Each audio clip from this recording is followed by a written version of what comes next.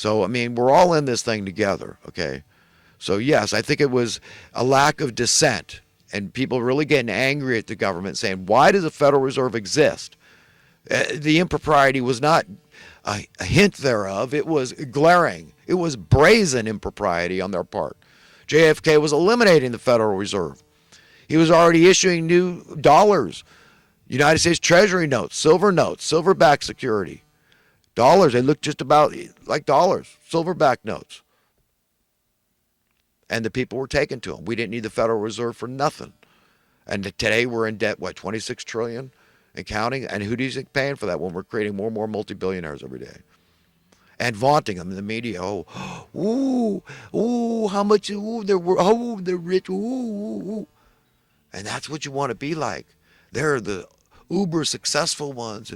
We should idolize them, pay homage to them, and right, vaunt them.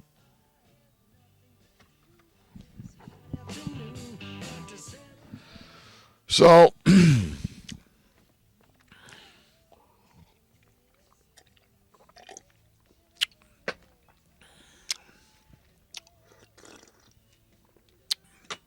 we're all together and we got to give a crap. Even if you think somebody's evil, they might not be intentionally evil. They might just be under a spell, under a demonic possession type spell, mesmerized by money and the money masters of misery. And, ignorance is bliss philosophy, and just follow this way. This is the money making, successful, educated, smart, intellectual way, common sense, pragmatic way. Don't look at idiots like me telling you, your values might be askew, and look into it. And you should really value your conscience and where we're going from here. And thank God every day for all those things you wouldn't do for money. Okay, even though there's whole laundry list of things you certainly will do for money, and some of them may be of questionable character, okay?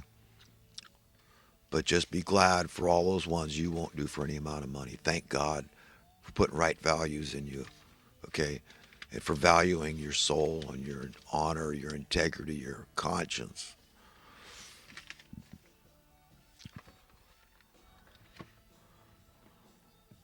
Yeah, you know what? I mean, look at the food bank and all those food giveaways. What they got mile long stretches of cars trying to get, and a lot of them driving nice cars, and these are like middle class. Some of them upper middle class, and they're hurting. Can you imagine if they're hurting, what the people at the bottom are facing?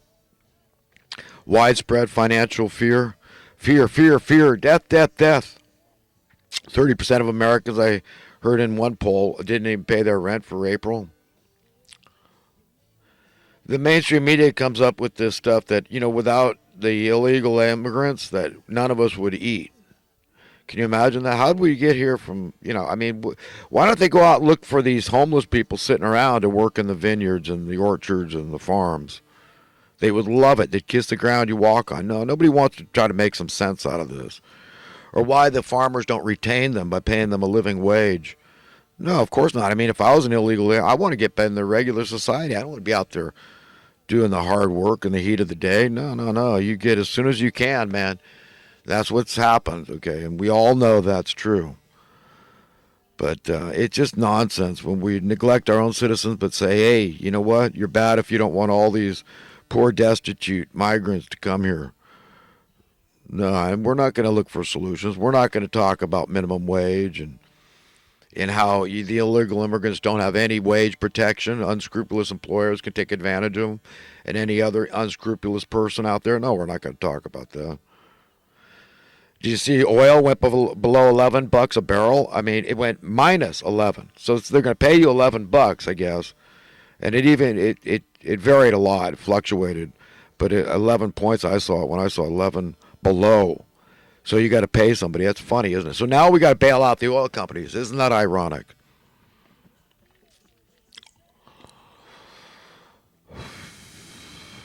I calculated recently that approximately all the gold that exists on Earth, that's not removed yet, of course, could be purchased right now for approximately 11 trillion 178 billion 177 million $840,000.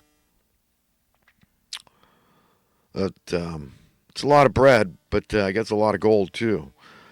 But they're banding that much. We're already, what, almost three times that in debt. So all the gold in the whole world, not just in America, but the whole world wouldn't pay our national debt. So you know what? We've got like 11 or 13 Northern California counties. We've got about 200 people that have coronavirus, and very, very few have died. That's a huge swath of real estate we're talking about here. But what's the moral of the story? Don't eat bats. That's what I'm hearing. The most likely source of this thing was this transmutation disease that somebody from eating bats gave to somebody else, et cetera, et cetera.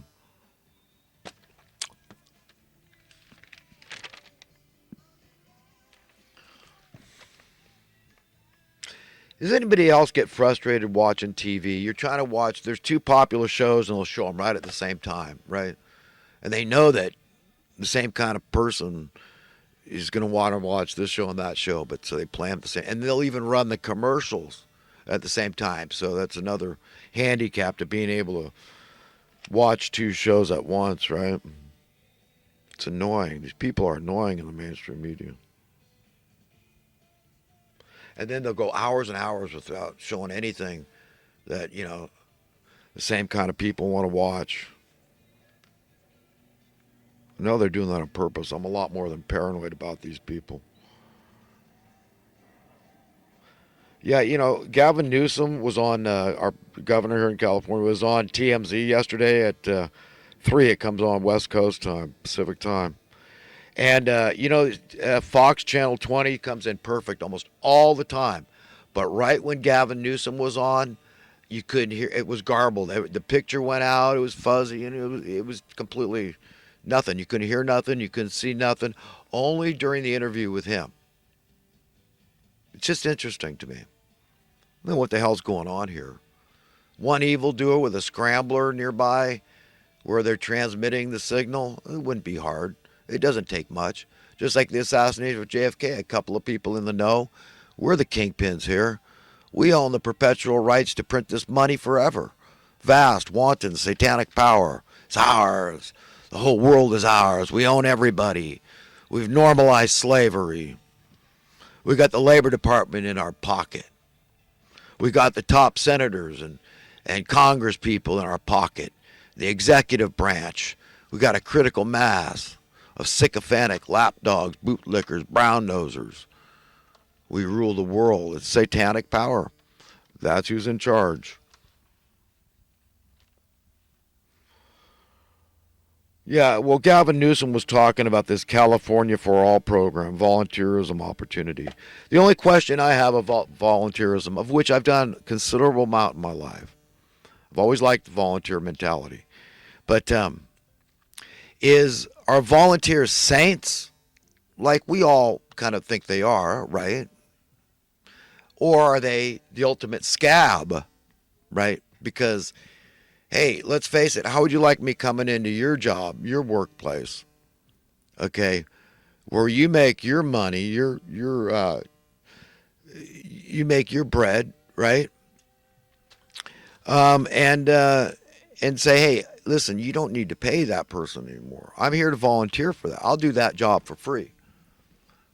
I mean, it's not, like a union buster, right? A scab goes in and says, hey, I'll do it for that price, which that's good, even though he just doesn't care about the union, right? Says, you know what? I don't care about you guys. This is, you understand what I'm saying? I'm just trying to make people think how screwed up we are. Okay, that's why I say we're down this demonic rabbit hole toward hell a long way. These evil men, these madmen are rendering us in their image and likeness, and that ain't a good thing. And that's why we're in a lot of trouble. That's why God's wrath hangs heavy over us. I mean, when I figured out why the problems aren't solved regarding destitution, desperate poverty to the point of homelessness, and I realized it's political, and politics has everything to do with money, okay, and that the Democrats and Republicans were colluding. They were in cahoots with each other over this. That's why the problems weren't getting solved. So it was never as simple as just saying vote Democrat or vote Republican and say they're the fairer party, hands down. Okay, they want economic justice. I mean, these are good socialists, or these are good capitalists, or these are good liberals, or these are good conservatives. Okay. No, never that simple. No, because they're colluding. They don't talk about it, but they know which side their bread is buttered on. They know where their loyalty lies. These are the ones that keep on pushing this talking point that high housing costs are a good thing. They don't say that. They say high housing values is good. It's bad if they drop. Terrible. That that your money went up in worth relative to housing. That'd be a terrible thing, right? These people would tell you. Democrats and Republicans calling themselves capitalists, calling themselves socialists. Can you understand how that makes guys like me nuts? When I happen to be a learned man and I know a little something about true capitalism and how to validate it. What are the metrics here? What are the identifiers? It's the opposite. It's the opposite. It's anti-capitalism. It's really fascism. That's what we have.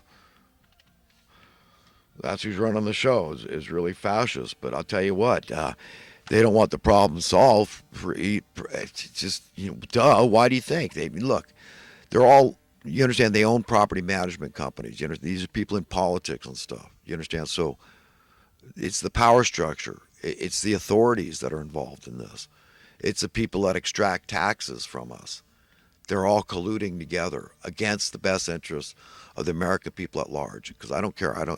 We're all just people. We're all just Californians, Americans, citizens of the freaking planet. Okay, so we should all care about each other. We must understand our inextricable interconnectivity. Okay, and just suck it up, man. I mean, it's tough, but you got to realize that you've got it better than somebody. Everybody's got it better than somebody, and we need to give a damn a lot.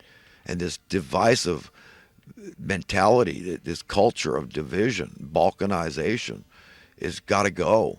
That's all it's done. This wealth imbalance that just seems to keep growing, the poverty that seems to keep growing, the desperation, financial desperation, unnecessary. Okay, unnecessary. You understand? That's what makes me nuts. It's completely out of whack, out of control. And we've got to, talk truth to power.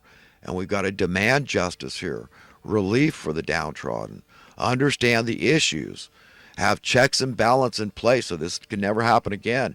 We've got to reverse this trend, man. We need our cost of living to go down. We need our burden to go down. We need people to stop suffering unnecessarily and dying sometimes out in the cold, okay, and inducing criminal behavior just so that people can survive behind bars with 3 hots and a cot, costing the society vastly more than if they just gave them a basic income. Just, like a pressure relief valve. God almighty. I mean, can't we? There's solutions to all of our problems. They don't want it. They literally need people to suffer and die out in the cold in order to extract the exorbitant rents and mortgages. Don't you understand? The bankster class wants to keep robbing the public as long as they can. They want to keep kicking the can, passing the buck.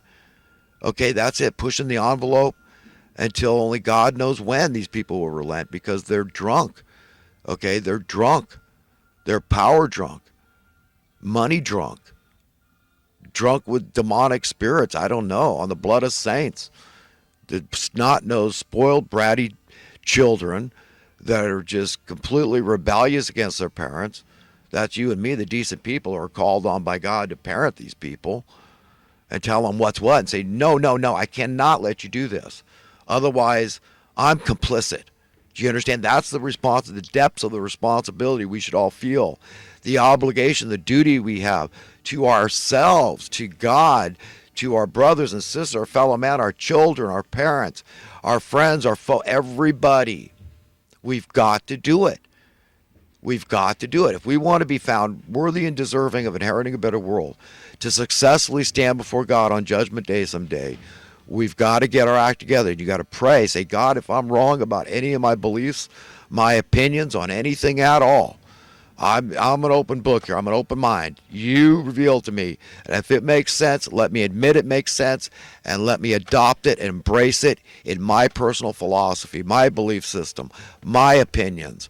And let's get it together here. Let's just be honest. Let's just be logical. Let's just be reasonable.